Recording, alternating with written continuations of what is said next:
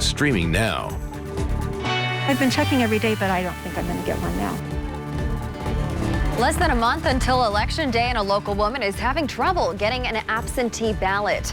We look into her situation, what we are finding, and what you need to hear. WRTV Investigates uncovers a problem with police body cameras, why they sometimes fail to capture key moments, and what's being done about it. I think my community will stand behind me and say this is worth fighting for, and White Castle can't do that, not in 2020. A man's dispute with a fast food restaurant next door, why he says they refuse to give him what's his. There's a chance for weekend rain. We'll track remnants of Hurricane Delta. Well, good Thursday evening and welcome into the news at 6 on WRTV. I'm Mark Mullins. And I'm Amanda Starrentino. 3 days in and early voting lines are still long. This is what it looked like late this afternoon outside of the City County building in downtown Indianapolis. And here's a snapshot of what all 3 days this week have looked like in Marion County. Thousands of Hoosiers have decided to exercise their right to vote early before Election Day on November 3rd. You can vote early through November 2nd. Election Day is November 3rd. And meanwhile, thousands of Hoosiers have opted to vote absentee by mail this year, but not everyone has received their ballot. Our Alyssa Donovan found out what options you have if you have requested an absentee mail-in ballot, but don't have it yet. More than 80,000 people requested absentee ballots in Marion County. But what if you didn't receive yours yet? Don't worry, there are several options for you to ensure your vote is counted. Ruth Warner requested her absentee ballot back on September 12th, but nearly a month later, and she still hasn't received it. I get all my other mail, and mail that I've sent out seems to be received, so I'm really frustrated. Warner was hoping to avoid lines like this one outside the City County building and stay safe from COVID-19. She says she's willing to go to the polls to cast her ballot, but she's not sure if she's allowed to. And Warner's not the only one who's uncertain. Felicia Thompson received her absentee ballot, but decided she'd rather vote in person, waiting in line to find out if she even could. I don't know. I haven't been in there yet, so I don't know if they're going to turn me away. Thompson, who works for the Postal Service, was worried about voting by mail. I just feel more secure knowing that I'm putting that ballot in the machine, and I know for sure that it is being counted. Others in line were also skeptical about absentee voting. No, I didn't trust it. Instead, taking social distancing seriously while waiting to vote in person today. I asked the gentleman behind me to keep his margin, and I'm keeping my margin, and so I feel safe. Russell Hollis with the Marion County Clerk's Office says there have been instances of people not receiving their ballots. People who don't receive their ballot can contact the Marion County Election Board to have the ballot reissued, or they can come and vote in person. They'll have to complete a form when they get here, and then once they check in on our electronic poll books, we will note that they cast an in-person ballot, and that will prevent us from counting their mail ballot. I'm Alyssa Donovan, WRTV. And breaking news just into the WRTV newsroom. The state's mail-in voting deadline has changed once again, at least for now. Attorney General Curtis Hill says he asked a federal appeals court to stay a district court injunction requiring election officials to count mail-in ballots received after the state's deadline of noon on Election Day. This all means the deadline for you to get your completed mail-in ballot to your county election office is now noon on Election Day, November 3rd. A court order last week from a federal judge ordered absentee ballots to be counted until November 13th, as long as they were postmarked on or before Election Day, November 3rd. But again, the breaking news, that is no longer in effect for now. You must get your completed ballot into your county's election office by noon on November 3rd. What has not changed is the deadline to turn in the application to get a ballot in the first place. That's still October 22nd. But the completed ballot is now due by noon on Election Day, November 3rd.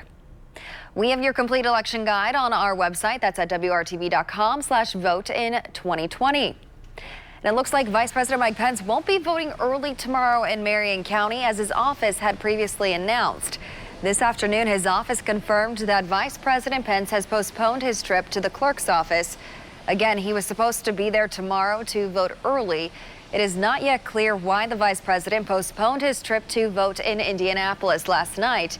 He was in the vice presidential debate with Kamala Harris. His office says the vice president looks forward to rescheduling his trip in the near future. COVID-19 numbers continue to rise in Indiana. We have the latest numbers now from the state. The Indiana State Department of Health confirms 1,488 additional cases of the coronavirus. That's not quite a single-day record, but it's close. Since the pandemic began, more than 129,600 have been diagnosed with COVID-19. About 33% of Indiana's ICU beds are available. And for perspective on this, on Monday, more than 36% of the state's ICU beds were available. So today, fewer beds are open. COVID-19 patients are using 15% of those beds. Non-COVID patients are using 52% of the beds. And we are working to get your questions answered when it comes to the state's handling of the COVID-19 pandemic. We asked you yesterday to engage with us on social media by sending questions you'd like Governor Holcomb to answer directly. Some of those questions included why we are in stage 5. What plan is in place if case numbers continues to rise? And could we see shutdowns and more restrictions? The governor's office directed us to an audio recording of a briefing with reporters yesterday. Here's a portion of it. We're in a much different place today than we were back in February, March at the outset. And so in terms of our capacities, in terms of our testing, in terms of our tracing, in terms of getting the word out, being able to care for those who are truly in need. But obviously you take this day by day. The governor's office also directed us to the State Department of Health for more clarification on what exactly hunker down means. We'll have that full response on our website, WRTV.com. The Carmel Police Department is making changes to its body cameras, in part because of what happened in this July incident during which a Carmel police officer shot and killed a suspect. The body camera didn't show what happened because the camera became dislodged and fell to the ground. It's a problem WRTV Investigates Kara Kenny has been tracking for the past 2 years within police departments across the state. We warn you, some of the video in this investigation may be disturbing. The point of body cameras is to capture key moments of police interaction. Many departments use them to improve transparency and trust with the community. But WRTV Investigates has found body cams can come off during critical seconds. In July, a Carmel police officer's body camera is rolling as he begins to chase a man suspected of shooting his girlfriend and her mom. The officer's gun knocks his body camera upside down, and then during the chase, it falls to the ground. It remains on the ground as the officer shoots the suspect, only capturing audio. WRTV Investigates uncovered this problem of body cameras becoming dislodged back in 2018. It happened in Muncie when 2 officers' body cameras fell to the ground as they punched and tased a handcuffed suspect. Other agencies have had the same problem with body cameras falling off. I don't know which one's which. Cheers. Baton Rouge police took heat for the deadly shooting of Alton Sterling. Officers' body cameras became dislodged during that incident. To address this, some central Indiana police departments like Lawrence use this kind of body camera where it's fastened inside the uniform.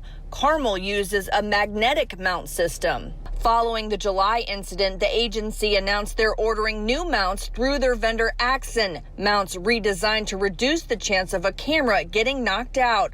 Carmel's new mounts pinch the shirt's fabric around the outside, which helps lock it into place. But there's no perfect or ideal solution. So, for example, Dr. Jeremy Carter is the Director of Criminal Justice and Public Safety for the O'Neill School of Public Affairs at IUPUI and says even the body cameras zipped into uniforms can have problems with obstructed video and distorted audio. There are some that attach to hats or around different areas of the officer. And again, they all come with pros and cons in terms of what kind of view shed can you get, what kind of audio. And that's typically why you see it mounted to the chest, is because that is usually the best location for the camera in terms of what it captures, what it can hear. But unfortunately, if you're running, if you're wrestling with someone, I mean, the likelihood of it getting knocked off is the reality. He's helped IMPD with its body camera program. IMPD recently launched body cameras that fasten inside. WRTV Investigates reached out to Axon, who told us they offer many different mounting options. Some mounting options are magnetic and are meant to break away by design so that a subject cannot use the camera or mount to pull the officer toward them. Other mounting options require more force to break away from the officer or uniform, as they're designed to have higher retention to the uniform. We are continually working with customers to improve upon our mounting options. Your tax dollars pay for body cameras. They cost around $50,000 to $100,000 a year, depending on the size of the police agency and the type of service.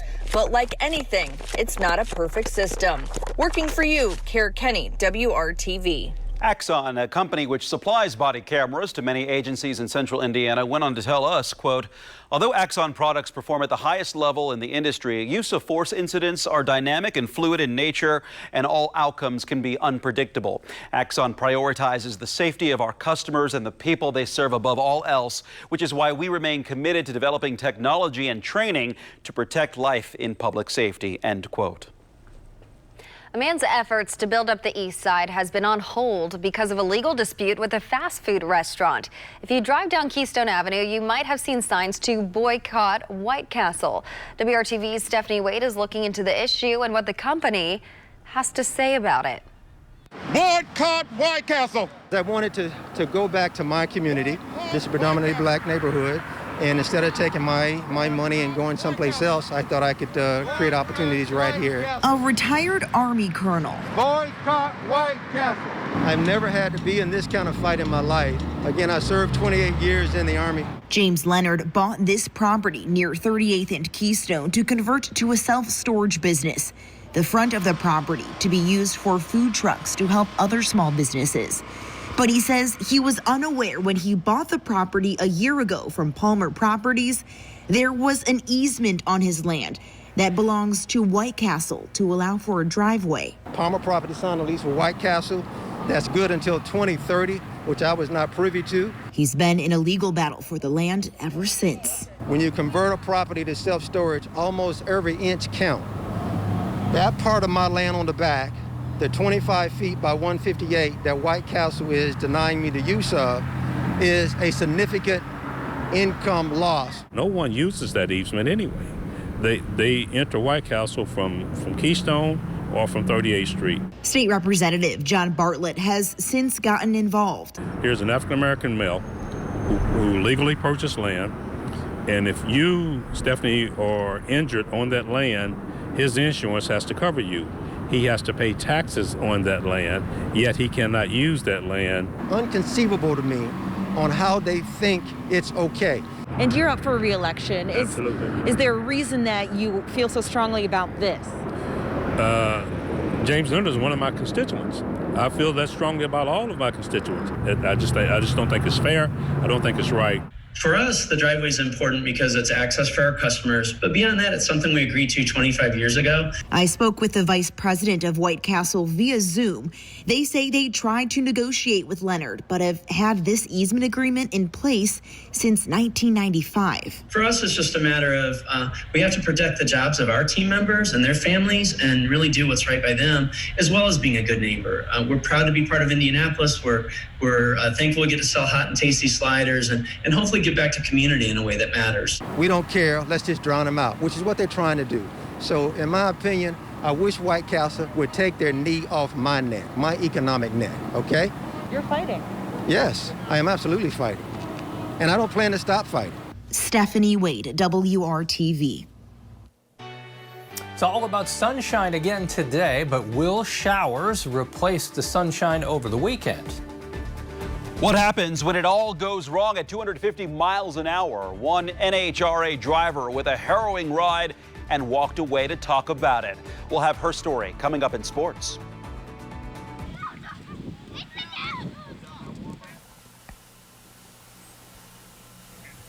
Well, dry across central Indiana, as you know, for the last 50 days. The harvest is underway. Kicks up a lot of dust, doesn't it?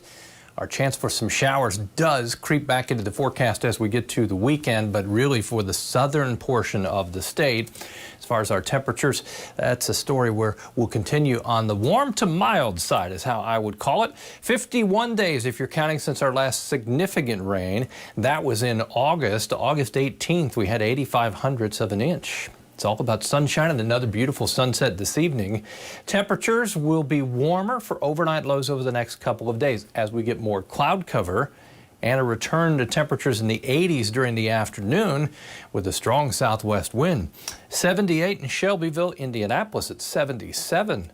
Temperatures 3 degrees cooler to the north. High pressure will sit over Virginia and West Virginia. The clockwise circulation around that will bring in warmer temperatures, also set the stage to draw moisture from Hurricane Delta to the north and east. The question is, how far north of the Ohio River will that rain make it? 82 tomorrow, windy. More clouds Saturday, 80 degrees. On Sunday, 75 with that chance for rain, especially to the south and east. Pick up the timeline at 11 o'clock Saturday night. A couple of light showers possible, 7 a.m. on Sunday along the Ohio River, and then moving northeast from there. Let's see how this trends. Right now, this is the outlier kind of in the models, having more rain north of the Ohio River. Other models have less rain and keep it more to the south and east. Windy conditions once again, and that wind out of the south during the day tomorrow will gust to 20 miles per hour. It draws in the warmer air, and you'll find temperatures right back in the 80s, if not mid-80s in a few spots. Terre Haute, 86, the predicted high. A good night for Friday night football. Enjoy that. The humidity's still low, dry, a bit breezy. If the game comes down to a field goal, could be a little dicey. The chance of showers on Monday as well, 78 with a cold front. So we're cooler but dry on Tuesday. That's your 7-day forecast.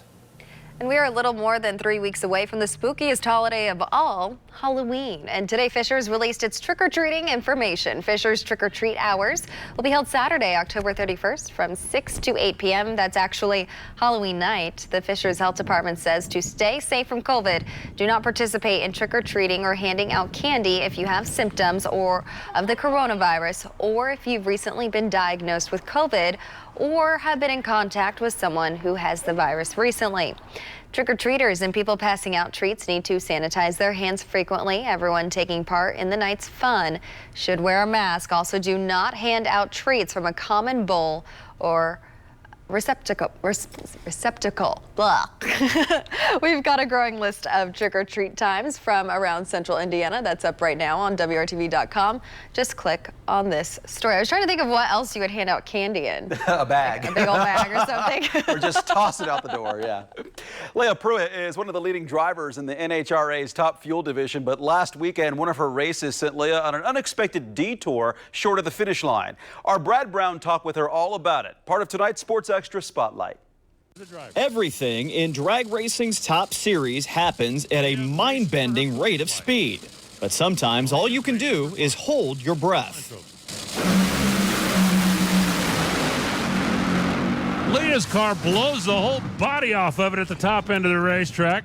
It was not necessarily a fear situation, or just more like mad and upset that we couldn't keep racing.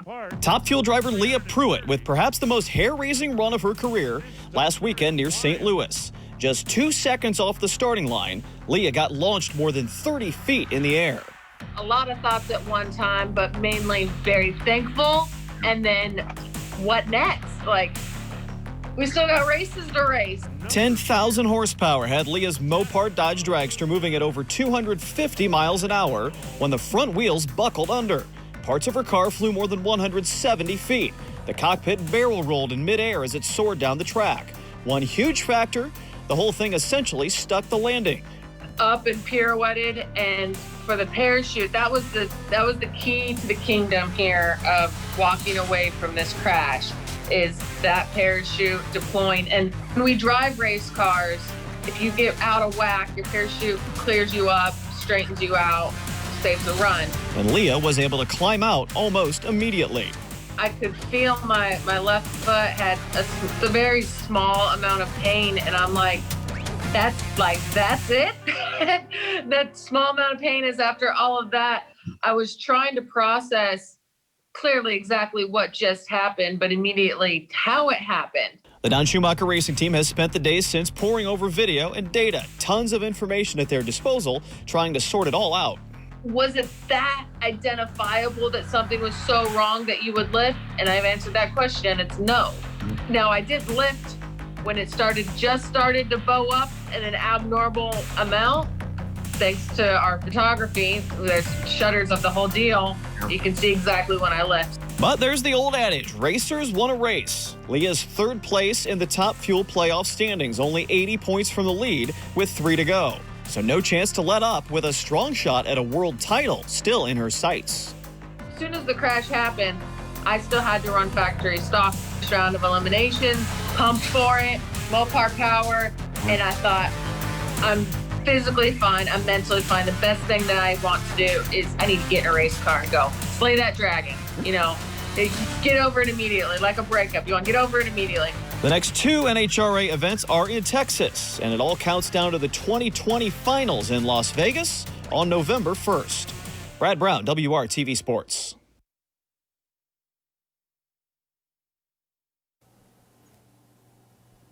Here we go again. Temperatures will zoom into the 80s Friday afternoon with a strong southwest wind. Temperature of about 82 for the high. Still mild and dry Saturday. Mark and Amanda?